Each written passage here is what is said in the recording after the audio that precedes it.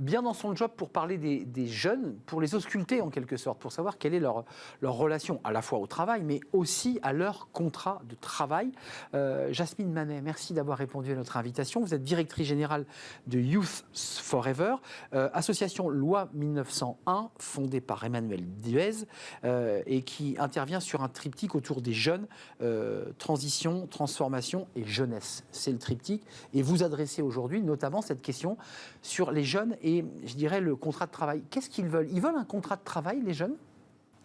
C'est une très bonne question. Ils y tiennent? D'ailleurs, notre point de départ, donc Youth Forever, on est formateur de jeunesse et d'employeurs, mais on est aussi observatoire. Donc on produit des études régulièrement sur le rapport au travail des jeunes ou des générations.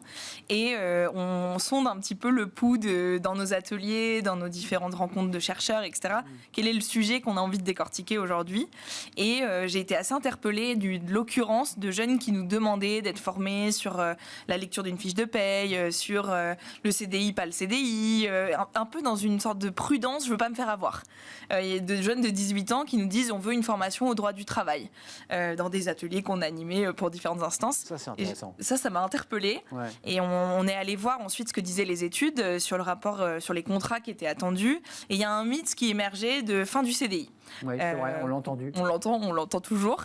Alors que les chiffres montrent le contraire. C'est que dans les études, notamment je pense à une de Mazars de 2022, 79% des jeunes interrogés disent qu'ils veulent un CDI, ce qui est énorme. Et quand on regarde les chiffres de l'autre côté, je me penche sur mes anti-sèches, mais dans les actifs de 15-24 ans aujourd'hui, il n'y en a que 41,2% qui ont un CDI. Le reste, on est des contrats plus précaires, en alternance, etc. Mais Jasmine, vous nous dites, contrairement aux apparences, le jeune n'est pas un foufou, il cherche de la protection. Le CDI, pour lui, c'est une forme de protection. Il démarre sa vie avec un pilier. En fait, il cherche plus que veut dire le CDI, enfin le statut du CDI. Le CDI est plutôt un moyen. C'est un système de garantie. Pour avoir un logement aujourd'hui, on cherche un CDI pour avoir un prêt, pour avoir toutes sortes de garanties. Le CDI, en fait, est recherché pour non pas ce qu'il représente, mais ce qu'il permet. Et c'est là où se complexifie un petit peu la lecture. Ouais. C'est que derrière, c'est plus le contrat qui compte en tant que tel. En effet, c'est ce qu'il regroupe, ce qu'il véhicule. En l'occurrence, d'après, on va regarder la rémunération, qui reste le premier critère dans une recherche d'emploi. Un classique. Un classique, mais qui ne démord pas. Ouais. On va regarder les avantages associés. On a beaucoup entendu parler, nous, des garanties logement, de l'accès à la propriété, etc. On va regarder les avantages, le partage de la valeur et la notion d'impact et d'apprentissage, comment on peut les intégrer dans le contrat.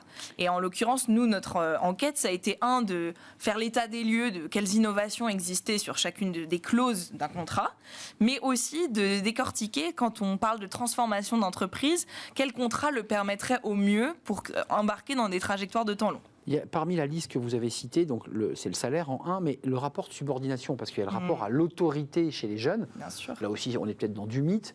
Déjà, vous tordez le cou à l'idée qu'ils ne sont pas partis tous à créer leur boîte, ils veulent un CDI.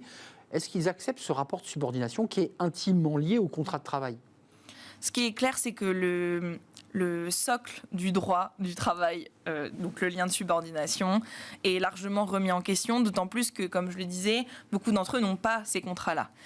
Et que l'émergence d'être indépendant, l'entrepreneuriat a un petit peu rebattu les cartes dans le rapport de force, d'autant plus dans un contexte donc, plus ou moins... Donc a distordu le rapport de subordination. Complètement. Et surtout à créer un débat de ce qu'il est anachronique ou pas. Est-ce que le parti pris, le donnant-donnant, est-ce qu'on est toujours gagnant-gagnant dans cette affaire?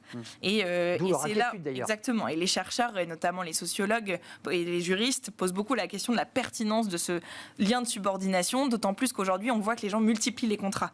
Et donc, si d'un côté, je suis indépendant à mon compte en communication, et puis dans une équipe de communication pour un grand groupe, en fait, il y a une sorte de porosité entre mes activités qui crée un vrai débat. Et même une attitude très différente, parce qu'on est à la fois entrepreneur, donc finalement très libre et très, très horizontal, et on est moins dans la verticalité. Un mot avant de nous quitter, Jasmine, c'est passionnant, la pause chez les jeunes, parce qu'on a vu beaucoup de jeunes qui disent, bon, moi j'ai envie de bosser, je prends un CDI, mais en même temps j'ai aussi envie de partir en Amérique du Sud.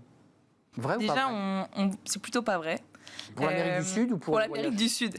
En fait, ce qu'on observe, c'est la volonté de sortir d'une notion d'exclusivité, de non-concurrence et de pouvoir cumuler en fait les activités, rémunérées ou non. Et en fait, c'est un mix de sécurité et d'autonomie ou de flexibilité. Il faut trouver le bon curseur pour chacun, mais c'est souvent beaucoup plus dans une intention de pouvoir adapter dans un parcours de vie, de pouvoir le modifier, de rendre dynamique en fait ce contrat qui est très statique. La flexibilité. Flexibilité et liberté et quand même. Sécurité, mine de rien, il faut un coussin pour se rattraper. Moi qui suis un vieux monsieur, c'est un peu le paradoxe des jeunes. C'est-à-dire qu'à la fois, ils veulent de la protection et de la liberté.